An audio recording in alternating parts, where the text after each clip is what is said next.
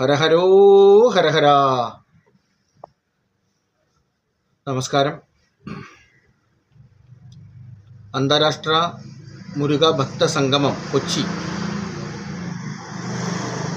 എന്ന മുരുക ഭക്തരുടെ ഒരു സംഗമം ഈ വരുന്ന ഡിസംബർ 28 ഞായറാഴ്ച എറണാകുളത്തപ്പൻ ശിവക്ഷേത്രത്തിൻ്റെ ഹാളിൽ വെച്ച് നടക്കുകയാണ്. രാവിലെ 6 മണിക്ക് മഹാഗണപതി ഹോമത്തോടു കൂടി ആ പരിപാടി ആരംഭിക്കുന്നതാണ്. അതോടനുബന്ധിച്ച് വളരെ അപൂർവങ്ങളായിട്ടുള്ള ഹോമങ്ങളും പൂജകളും നടക്കുന്നു. കേരളത്തിലും തമിഴ്നാട്ടിലുമുള്ള പ്രമുഖ താന്ത്രിക ആചാര്യന്മാർ ഈ പൂജകൾക്ക് നേതൃത്വം കൊടുക്കും. അതിൽ പ്രധാനപ്പെട്ടത് മഹാസ്കന്ദ ഹോമം എന്ന് പറയുന്ന ഹോമമാണ്. ഒരുപോലെ തന്നെ ഭൗതികമായിട്ടുള്ള ഉയർച്ചയ്ക്കും ആധ്യാത്മികമായിട്ടുള്ള ഉന്നതിക്കും ഉതകുന്ന കാര്യക്രമങ്ങളാണ്, പൂജകളും ചടങ്ങുകളുമാണ് ഈ മുരുകഭക്ത സംഗമത്തോടനുബന്ധിച്ച് നടക്കുന്നത്. മഹാസ്കന്ദ ഹോമം സർവൈശ്വര്യപ്രദായകമായിട്ടുള്ള ഹോമമാണ്. അതോടനുബന്ധിച്ച് തന്നെ വിദ്യയുടെ മൂർത്തി എന്നുള്ള നിലയിൽ മുരുകനെക്കുറിച്ച് വളരെയധികം സവിശേഷതകളുള്ള ഈശ്വരനാണ് മുരുകൻ. 6 മുഖങ്ങളുണ്ട്. ഈ 6 മുഖങ്ങൾക്കും പ്രത്യേകമായിട്ടുള്ള മൂലമന്ത്രവും സഹസ്രനാമ അർച്ചനയുമുള്ള വളരെ അപൂർവമായിട്ടുള്ള ഒരു ദേവതയാണ്, ഈശ്വരനാണ് മുരുകൻ എന്നുള്ളത് അത്രയധികം ജനങ്ങൾക്ക് പരിചിതമല്ല. അതിൽ രണ്ടാമത്തെ മുഖം, ദ്വിതീയ മുഖം എന്ന് പറയുന്നത് വിദ്യയുടെ മുഖമാണ്. മഹാദേവൻ്റെ 5 മുഖങ്ങളും പാർവതീദേവിയുടെ 1 മുഖവും ചേർന്ന 6 മുഖം ആണ് മുരുകനുള്ളത്. അതിൽ രണ്ടാമത്തെ മുഖം, ദ്വിതീയ മുഖം എന്ന് പറയുന്നത് വിദ്യയ്ക്കാണ്. അപ്പോൾ വിദ്യാലബ്ധി ആവശ്യമുള്ളവരും വിദ്യാർത്ഥികൾ, അതുപോലെ തന്നെ ജ്ഞാനലബ്ധി ആവശ്യമുള്ളവരും, ഇവർക്കെല്ലാവർക്കും വേണ്ടി അന്ന് ഒരു വിദ്യാമന്ത്ര അർച്ചന അവിടെ നടക്കുന്നതാണ്. അതുപോലെ തന്നെ ഭഗവാൻ ശ്രീമുരുകനോടുകൂടി ചേർന്ന് 18 സിദ്ധന്മാരുണ്ട്. വളരെ അപൂർവങ്ങളായിട്ടുള്ള ശക്തികളുള്ള ആളുകളാണ് ഈ സിദ്ധന്മാർ. അതിൽ അഗസ്ത്യനെ കുറിച്ചൊന്നും ഒരു തരത്തിലും നമുക്ക് വിവരിക്കാനോ വർണ്ണിക്കാനോ സാധ്യമല്ലാത്ത വിധം അത്ഭുതമായിട്ടുള്ള ഒരു സിദ്ധനാണ് അദ്ദേഹം. കടൽ കുടിച്ചു പറ്റിച്ചു എന്ന് പറയുന്നു.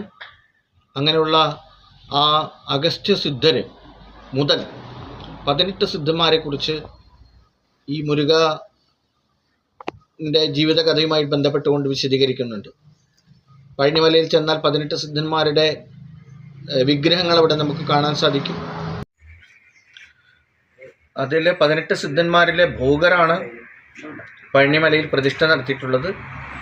നവപാഷാണങ്ങൾ എന്നറിയപ്പെടുന്ന 9 കല്ലുകൾ ചേർത്തിട്ട്, പാഷാണ ചേർത്ത് 9 വിഷക്കല്ലുകൾ അല്ലെങ്കിൽ വിഷങ്ങൾ ചേർത്തിട്ട് ഒരു ഔഷധക്കൂട്ടുണ്ടാക്കിയിട്ട് അതിനെ വച്ചിട്ടാണ് പ്രതിഷ്ഠ നടത്തുന്നത്.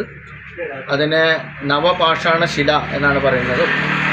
ആ നവപാഷാണ ശിലയാണ് പഴനിമലയിൽ പ്രതിഷ്ഠ നടത്തിയിട്ടുള്ളത്. അങ്ങനെയുള്ള ഭോഗറിന് ശേഷം പുലിപ്പാണി സിദ്ധർ എന്ന് പറയുന്ന അത്ഭുത സിദ്ധിയുള്ള സിദ്ധർ പുലിയുടെ മുകളിൽ കയറി ഇരുന്ന് പാല് കൊണ്ടുവന്ന് അവിടെ 300 വർഷം പൂജ കഴിച്ചു എന്നാണ് പഴനിമലയുടെ പ്രാധാന്യം. അദ്ദേഹത്തിൻ്റെ പുലിപ്പാണി സിദ്ധരുടെ ജീവസമാധി താഴെ പഴനിയുടെ താഴെയിൽ നമുക്ക് കാണാൻ സാധിക്കും. അങ്ങനെയുള്ള 18 സിദ്ധന്മാരെ ഉദ്ദേശിച്ചുകൊണ്ട്, അവരെ പ്രാർത്ഥിച്ചുകൊണ്ട് എല്ലാ രോഗത്തിൻ്റെയും നിവാരണം ഉണ്ടാകണം, രോഗം മാറണം എന്നുള്ള ഒരു ഉദ്ദേശത്തോടു കൂടിയിട്ടാണ് ഈ പൂജ, ഈ അഷ്ടാദശ സിദ്ധ പൂജ എന്ന് പറയുന്ന 18 സിദ്ധന്മാർക്ക് വേണ്ടിയിട്ടുള്ള പൂജകൾ നടക്കുന്നത്. ഈ ഓരോ സിദ്ധന്മാരും അവരവരുടെ കാലത്തെ ഏറ്റവും വലിയ ഭിഷഗ്വരന്മാർ ആയിരുന്നു. അവരെ പ്രാർത്ഥിക്കുന്ന സമയത്ത് നമുക്ക് എല്ലാവിധ രോഗങ്ങളിൽ നിന്നും വിമുക്തി നേടാൻ സാധിക്കും എന്നുള്ളതാണ് ഇതിൻ്റെ ഏറ്റവും വലിയ പ്രത്യേകത. മൂന്നാമത്തെ പൂജ ശക്തിവേൽ പൂജ എന്നുള്ളതാണ്. ഈ മൊത്തം മുരുകഭക്ത സംഗമത്തിലെ ഏറ്റവും പ്രാധാന്യമുള്ളതാണ് ശക്തിവേൽ പൂജ. അതിനെ ശത്രു സംഹാര ശക്തിവേൽ പൂജ എന്നാണ് പറയുന്നത്. കാരണം മുരുകൻ്റെ ഉൽപ്പത്തി തന്നെ ഉണ്ടാവുന്നത് താരകാസുരൻ, ശൂരപത്മാസുരൻ, സിംഹമുഖൻ എന്ന് പറയുന്ന വരബലം നേടി കരുത്താർജിച്ച 3 പ്രമുഖരായിട്ടുള്ള രാക്ഷസന്മാരെ, അസുരന്മാരെ ഇല്ലാതാക്കുന്നതിന് വേണ്ടിയിട്ടാണ്.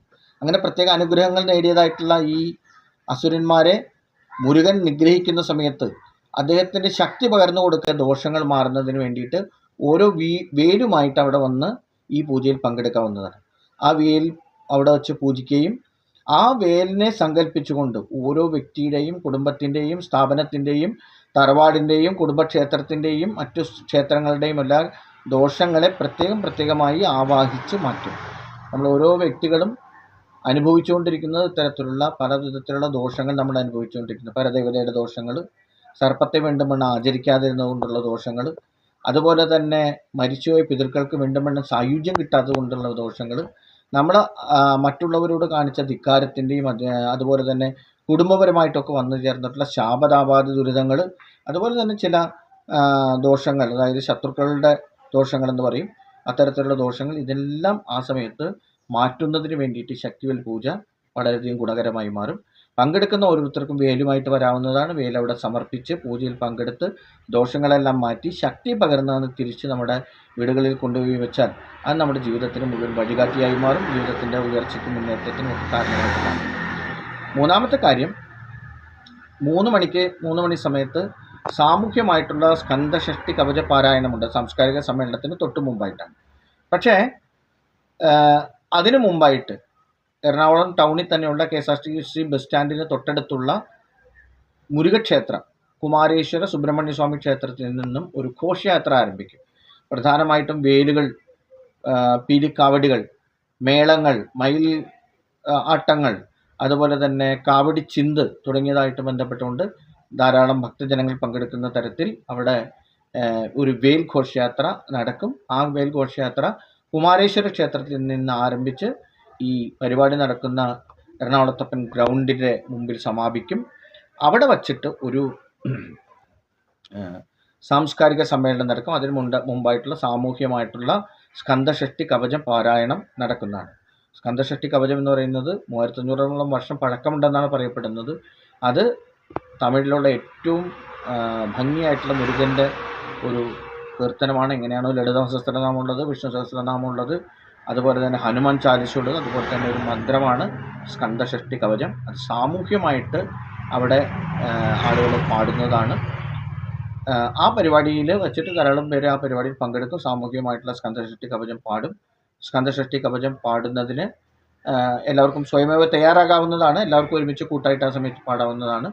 പൊതുവായിട്ടുള്ള ഒരു ട്യൂൺ സ്വീകരിച്ച് നമുക്ക് എല്ലാവർക്കും ഒരുമിച്ച് പാടാനുള്ള സംവിധാനം ഒരുക്കുന്നതാണ്. അതുപോലെ തന്നെ അതിനുശേഷം ഒരു സാംസ്കാരിക സമ്മേളനം നടക്കും. ഇതിലേറ്റവും പ്രധാനമായിട്ട് പറയേണ്ടത് ഇതുമായിട്ട് ബന്ധപ്പെട്ട് നിരവധിയായിട്ടുള്ള പൂജകൾ, ഹോമങ്ങൾ, ചടങ്ങുകളൊക്കെ നടന്നാലും അതിന് പ്രത്യേകമായിട്ടുള്ള ഒരു റെസീറ്റ് വെച്ചുള്ള തുക ശേഖരിക്കുന്നതോ അതുപോലെ തന്നെ ഇതിനു വേണ്ടിയിട്ട് പ്രത്യേകിച്ച് അങ്ങനെ സംഭാവനകൾ സ്വീകരിക്കുക അങ്ങനെയുള്ള പരിപാടികളൊന്നുമില്ല. അതേസമയത്ത് തന്നെ ഭക്തർക്ക് അവിടെ പൂജയിലൊക്കെ പങ്കെടുക്കുന്ന സമയത്ത് ദക്ഷിണ സമർപ്പിക്കാനും അതിനുള്ള സൗകര്യങ്ങളൊക്കെ ഉണ്ടായിരിക്കുന്നതാണ്. അല്ലാതെ പ്രത്യേകമായിട്ടുള്ള ഒരു തരത്തിലുള്ള സംഭാവന പിരിവോ രസീത് പിരിവോ അങ്ങനെയുള്ള കാര്യങ്ങളൊന്നുമില്ല. പക്ഷേ ഇതിൽ ഒരു പ്രധാനപ്പെട്ട കാര്യം ഞാൻ നിങ്ങളോട് എല്ലാവരോടും പറയാൻ ആഗ്രഹിക്കുകയാണ്. അതായത് ഈ പരിപാടിയുമായി ബന്ധപ്പെട്ടുകൊണ്ട് നിരവധിയായ ആളുകൾ ഇതിനോടകം തന്നെ പരിപാടിയിൽ പങ്കെടുക്കണം എന്നുള്ള നിലയിൽ ബന്ധപ്പെട്ട് വരും. ഈ അപൂർവങ്ങളായിട്ടുള്ള ഹോമങ്ങളെ സംബന്ധിച്ചിടത്തോളം ആ ഹോമത്തിൽ പങ്കെടുക്കുന്ന അല്ലെങ്കിൽ ആ ഹോമം നടക്കുന്ന സ്ഥലത്തിന് വളരെയധികം സ്ഥല പരിമിതിയുള്ള സ്ഥലമാണ്.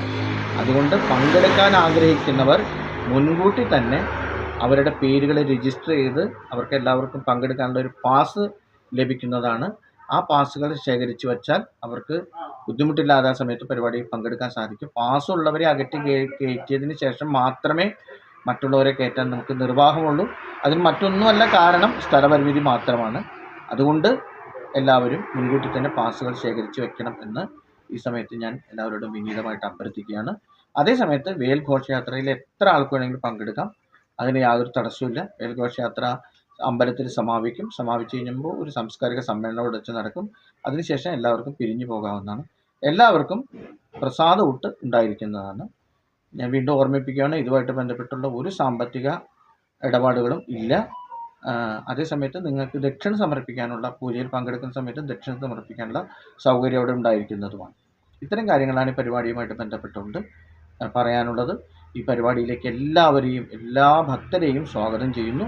അതോടൊപ്പം തന്നെ ഈ പരിപാടിയുടെ പ്രചരണാർത്ഥം ഏതെങ്കിലും സംഘടനയോ അങ്ങനെ വിപുലമായിട്ടുള്ള എന്തെങ്കിലും അങ്ങനെ ആൾക്കൂട്ടമോ അല്ലെങ്കിൽ വേറെ എന്തെങ്കിലും പരിപാടി ഉണ്ടെങ്കിൽ ഇതെല്ലാവരും എല്ലാ മുരുക ഭക്തരും കൂടി ചേർന്ന് നടത്തുന്ന ഒരു പരിപാടിയാണ്. അതുകൊണ്ട് മുരുക ഭക്തരായിട്ടുള്ള എല്ലാവരും ഇതിൻ്റെ ഓരോ സംഘാടകരായി മാറിക്കൊണ്ട് ഈ പരിപാടി വിജയിപ്പിക്കാൻ വേണ്ടിയിട്ടുള്ള കാര്യങ്ങൾ ചെയ്യണമെന്ന് അഭ്യർത്ഥിച്ചുകൊണ്ട് നിർത്തുന്നു. നന്ദി, നമസ്കാരം. ഹര ഹരോ ഹര ഹര.